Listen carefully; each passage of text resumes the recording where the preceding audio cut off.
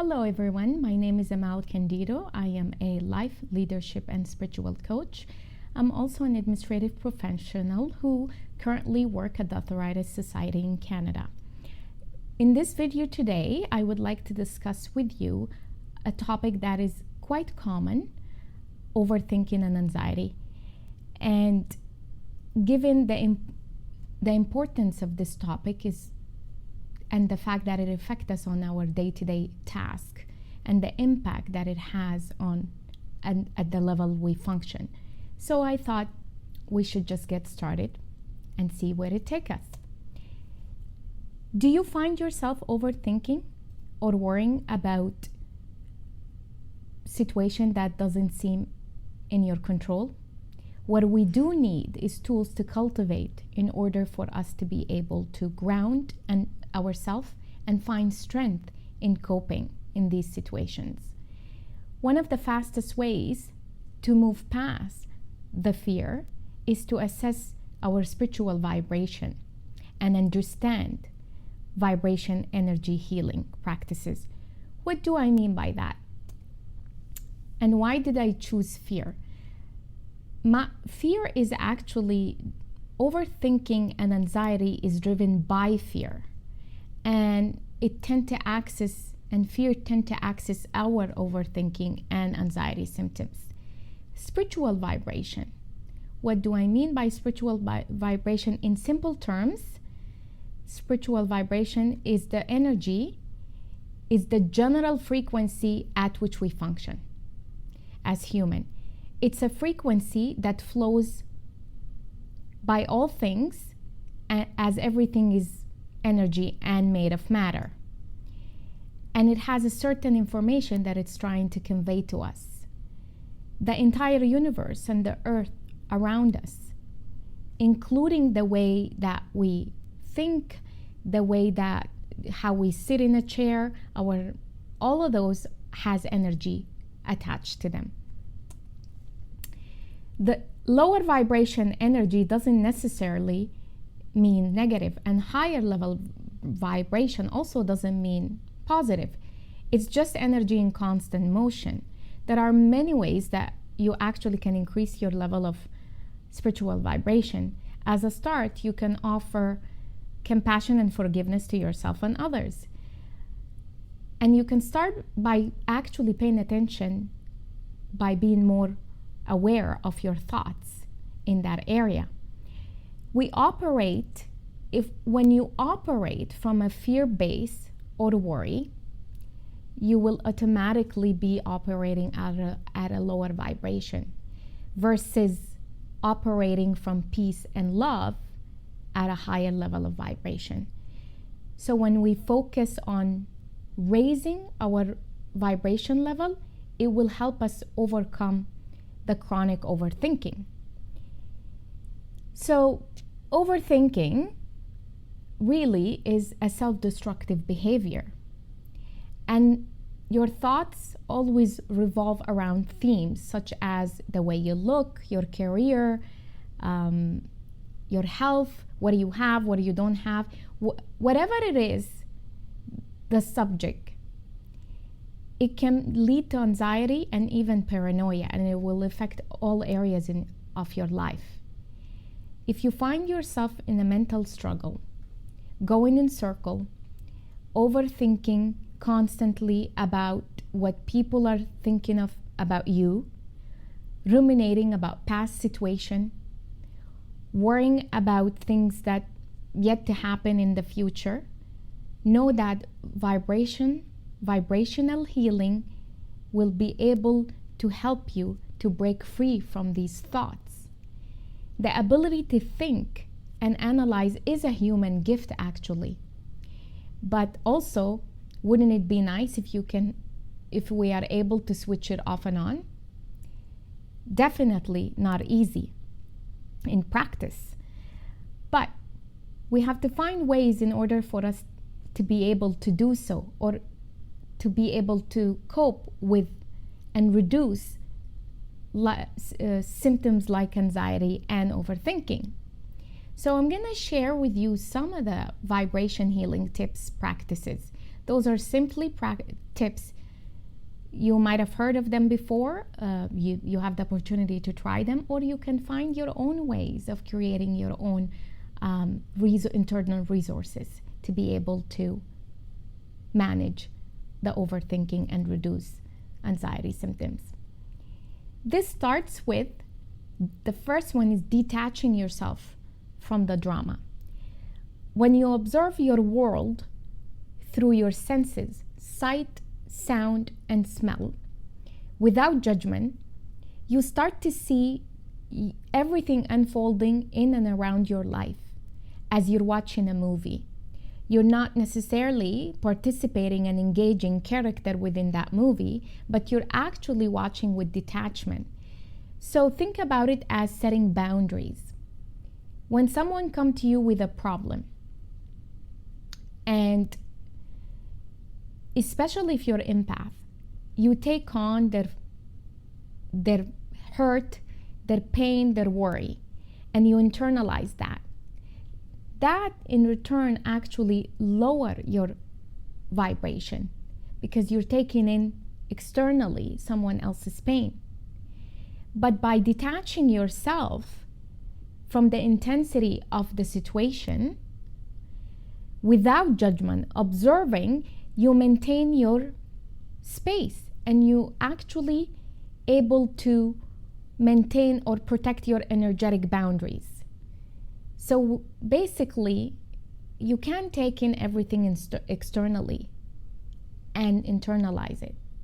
You can help people, let them talk, let them vent, whatever the situation is, but detach yourself from it. Showing compassion for sure, but you don't internalize that, because it will eventually have a longer term negative effect on you. It's the vibes, it's the energy that you're taking in that will eventually put you in that lower level of vibration. The second one would be pay attention to your physical sensation. Another way to practice mindfulness and the use of vibrational healing is to become more aware of what your body needs. You can also do this using senses to shift your attention away from the thoughts and into the body, what the body sensation you're feeling in that current moment. A simple way to practice this is to note the earth beneath your seat or your feet. It's like you're practicing grounding exercise. Grounding is a powerful way to connect with yourself to the healing energy of earth and the universe. Paying attention to your body's sensation, signal, and trust the process. Ask yourself, when your feet in the ground and you're trying to ground yourself by putting your feet in the ground, what does that feel like? What is your body feel when it come in contact with earth? Another practice is to connect your physical body. Engage with your physical senses, seeing, hearing, touching, feeling, smelling. This helps you to ground back into the present moment. Also, move your body daily. Express yourself in ways that whatever works for you. That could be dance, a spin class, a gentle yoga flow, walking in nature. Whatever this may be for you, it will help to move the stagnant energy that you have within your body and support the healing process. Movement is really good for the soul. The fourth practice is visit Mother Nature. Take time daily. Turn off electronic devices. Stay away from screen. Get outside in the fresh air. Especially when you're feeling overwhelmed and worried or anxious, ground yourself by going into nature and spending some time there. After you spend time in nature, trust me when I tell you this, you will feel at peace. A very strange sense of peace will wash over you. You will feel balance after being in nature. Sit in a park, on a bench in the park, among the trees. there is a source of energy that we can actually draw from being in nature. And that is the sense of, sometimes it's hard to even explain it, but it has this calmness, that peace and the balance all together that you feel after spending time in nature. Walk barefoot in the grass. Go for a swim in the ocean. You can't do that, go for a swim in a swimming pool. Soak up some sunshine. The whole point is to get outside and in the fresh air and spend time in nature and doing something, moving your body. The other practice you probably, some of you heard about actually, is energy healing practice such as Reiki. Reiki is one of the best ways to increase your spiritual vibration level. It can help heal aches, pain, recalibrate, and balance your chakras.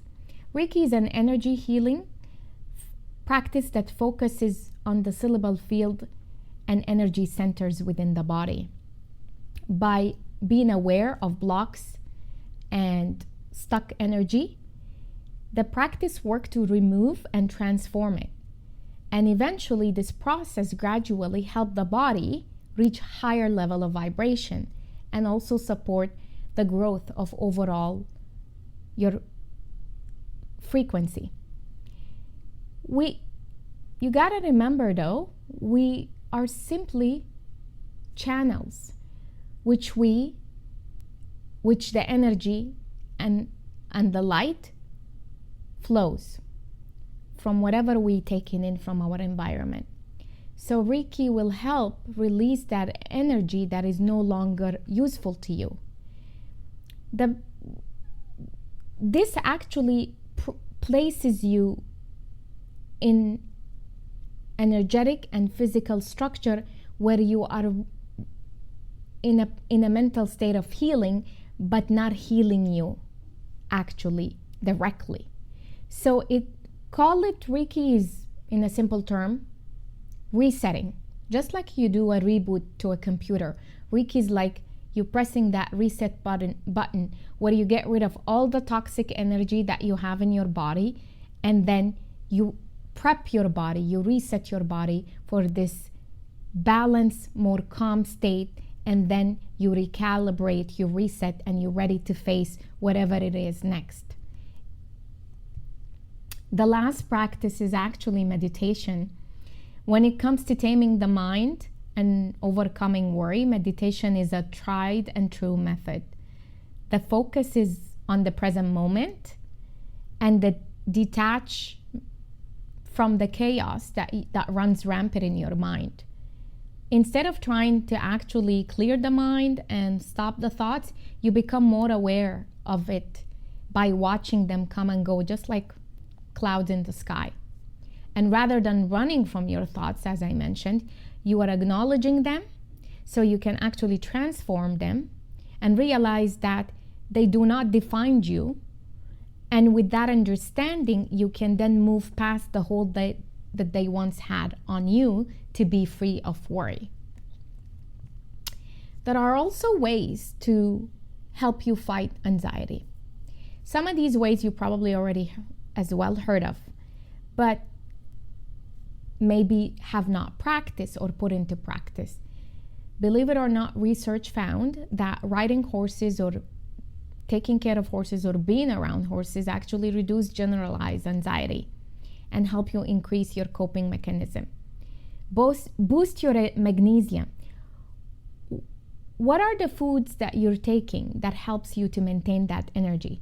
Are you overeating the carbs where you're getting into carbs coma and it draws out all your energy and bring your blood sugar down? Find foods that help you, almond, brown rice, take a supplement, whatever it is that helps you maintain that high level of energy in your diet. Get a coach. If you can't afford a coach, you can try another option. There are podcasts that you can listen to by coaches that are highly trained in managing anxiety and overthinking. A couple of podcasts that I know of is Try Not Another Anxiety Show and the other one called the Anxiety Coaches Podcast. Avoid unhealthy gut. That brings us back to nutrition. Making mindful changes to your diet will go a long way in helping support a healthy gut that effectively would reduce symptoms like anxiety. What are you eating? What's in your pantry? Are you constantly overdoing it with caffeine, alcohol, whatever the food that you tend to overeat? As you know, too much of a good thing is also not a good thing. Try lifestyle changes.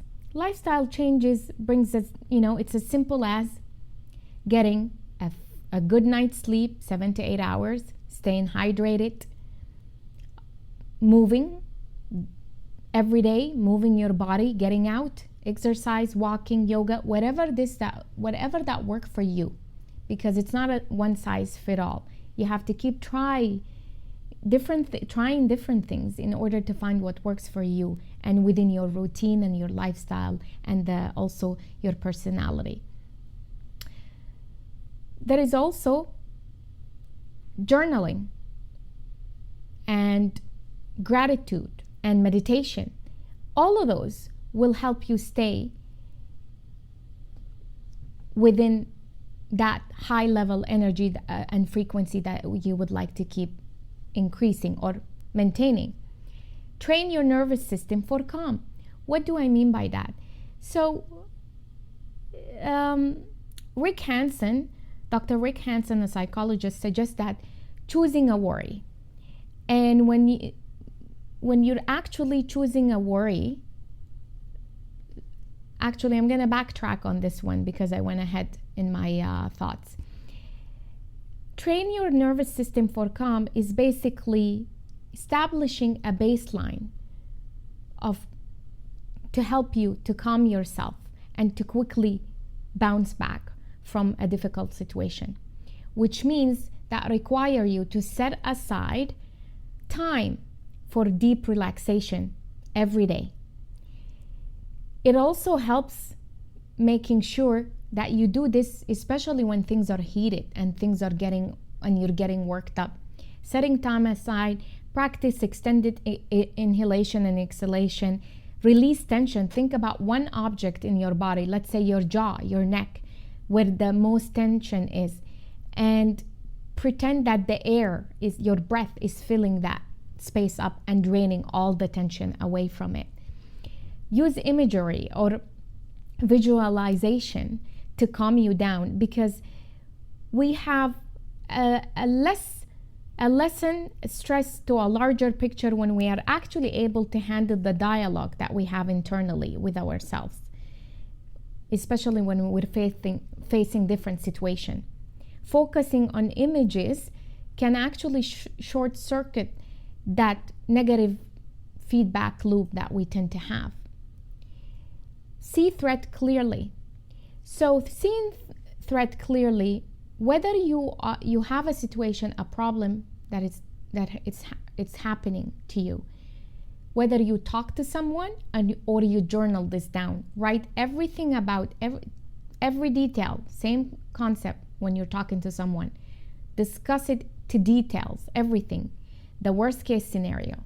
What if that threat is real?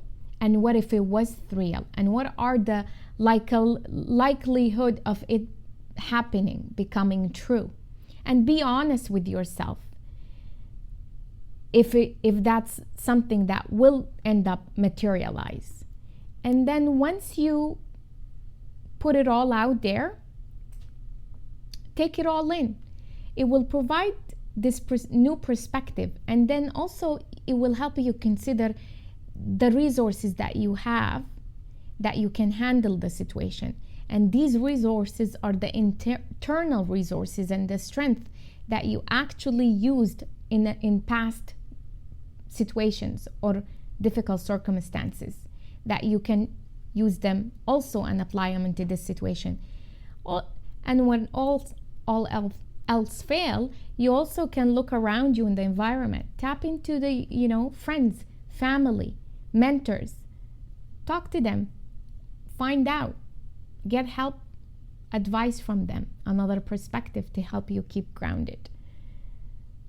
And then in the end, my final thoughts on the matter of anxiety and overthinking. They're both, I personally believe, are driven by fear. Once you continue to be in a state where you're accessing fear, then rest assured you will continue to perform at a lower vibration. And whatever you negative or toxic things you take from your environment, you will internalize that. And then that would offset you into catastrophizing and overthinking about everything, worst case scenario, and what could possibly happen. And that could limit you from taking actions in your life, more like purposeful actions that you would like to take, or get you stuck into that energy and negative loop. Anything and everything you ingest or you take in, news, people, food, conversation, ideas within your environment has a vibration. So be mindful and bring awareness of the spiritual vibration energy to each experience. Assess at what level of vibration you are, at what state, and assess also the situation that you're in and where you're taking it. You can always try to follow these steps if you like, or create your own way of setting these routine and habit that will help you overcome and reduce anxiety symptoms and help you with the overthinking part. Thank you so much for joining me today. If you like to connect with me, you can connect with me through LinkedIn. You can also go to my website, amalcandido.com, under the Join tab, and you can connect with me there through different social platforms. You can also sign up for my monthly news coaching letter on my website as well. It was so good to be here with you, and I hope you found the talk helpful. Until next time, be well.